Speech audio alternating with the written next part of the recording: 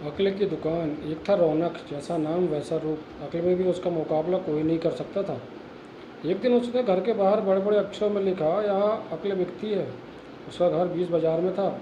हर आने जाने वाला वहाँ से गुजरता था। हर कोई बोर्ड देखता, हंसता और आगे बढ़ जाता। रौनक को विश्वास था कि उसकी दुकान एक दिन ज़रूर चलेगी। एक दिन अभी अमीर महाजन का बेटा वहाँ से गुजरा। दुकान देखकर उसने रहा नहीं गया। उसने अंदर जाकर रौनक से पूछा, यहाँ कैसी अकल मिलती है और उसकी कीमत क्या है? उसने कहा, यह इस बात पर निर्भर करता है कि तुम इस पर कितना पैसा खर्च कर सकते हो। गप्पू ने जेब से 1 रुपया निकाल कर पूछा, इस रुपये के बदले कौन सी अकल मिलेगी और कितनी?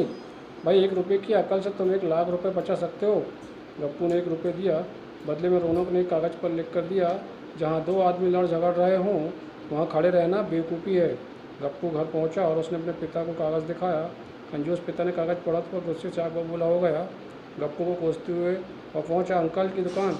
कागज़ की पर्ची रौनक के सामने फेंकते हुए चिल्लाया, वह रुपया लौटा दो जो मेरे बेटे ने तुम्हें दिया था। रौनक ने कहा, ठीक है, लौटा देता हूँ, लेकिन शर्त यह है कि तुम्हारा बेटा मेरी सलाह पर कभी अमल नहीं करेगा। कंजूस महाजन के वादा करने पर रौनक ने रुपये वापस कर दिया। उस नगर के राजा की 2 रानियाँ थीं। एक दिन राजा अपनी रानियों के साथ जौहरी बाजार से गुजरा। दोनों रानियों को ही हीरो का एक हार पसंद आ गया। दोनों ने सोचा, महल पहुंचकर अपनी दासी को भेजकर हार मंगवा लेंगी। संयोग से दोनों दासियां एक ही समय पर हार लेने पहुंची। बड़ी रानी की दासी बोली, मैं बड़ी रानी की सेवा करती हूँ, इसलिए हार मैं लेकर जाऊंगी। दूसरी बोली, राजा तो छोटी रानी को ज़्यादा प्यार करते हैं, इसलिए हार पर मेरा हक है। गप्पू उसी दुकान के पास खड़ा था। उसने दासियों को लड़ते हुए देखा। दोनों दासियों ने कहा वे अपनी रानियों से शिकायत करेंगी। जब बिना फैसले के वह दोनों जा रही थी तब उन्हें गप्पू को देखा। वे बोली, यहाँ जो कुछ हुआ तुम उसे गवाह रहना। दासियों ने रानी से और रानियों ने राजा से शिकायत की। राजा ने दासियों की खबर ली। दासियों ने कहा, गप्पू से पूछ लो, वो वहीं पर मौजूद था। राजा ने कहा, बुलाओ गप्पू को, गवाही के लिए कल ही झगड़े का निपटारा होगा। इधर गप्पू हैरान, पिता परेशान। आखिर दोनों पहुंचे अंकल की दुकान। माफ़ी मांगी, मदद भी।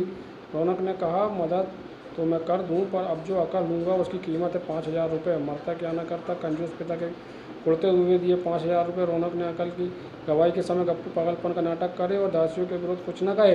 अगले दिन गप्पू पहुंचा दरबार में, करने लगा पागलों जैसी हरकतें। राजा ने उसे वापस भेज दिया और कहा, पागल की गवाही पर भरोसा नहीं कर सकते। गवाही के अभाव में राजा ने आदेश दिया, दोनों रानी अपनी दासियों को सजा दें, क्योंकि यह पता लगाना बहुत ही मुश्किल है कि झगड़ा किसने शुरू किया। बड़ी रानी तो बड़ी खुश हुई, छोटी को बहुत गुस्सा आया। गप्पू को पता चला कि छोटी रानी उससे नाराज़ है, तो वह फिर अपनी सुरक्षा के लिए परेशान हो गया। फिर पहुंचा अकल की दुकान। रौनक ने कहा, इस बार अकल की कीमत 10,000 रुपये। पैसे लेकर रौनक बोला, एक ही रास्ता है, तो वह हार खरीद कर छोटी रानी को उपहार में दे दो। गप्पू सकते में आ गया, बोला, अरे ऐसा कैसे हो सकता है, उसकी कीमत तो 1 लाख रुपये है। रौनक बोला, कहा था ना उस दिन जब तुम पहली बार आए थे कि 1 रुपये की अकल से तुम 1 लाख रुपये बचा सकते हो। यह गप्पू को हार खरीद कर भेंट करना पड़ा। उधर अकल की दुकान चलने के लिए कंजूस पहचा।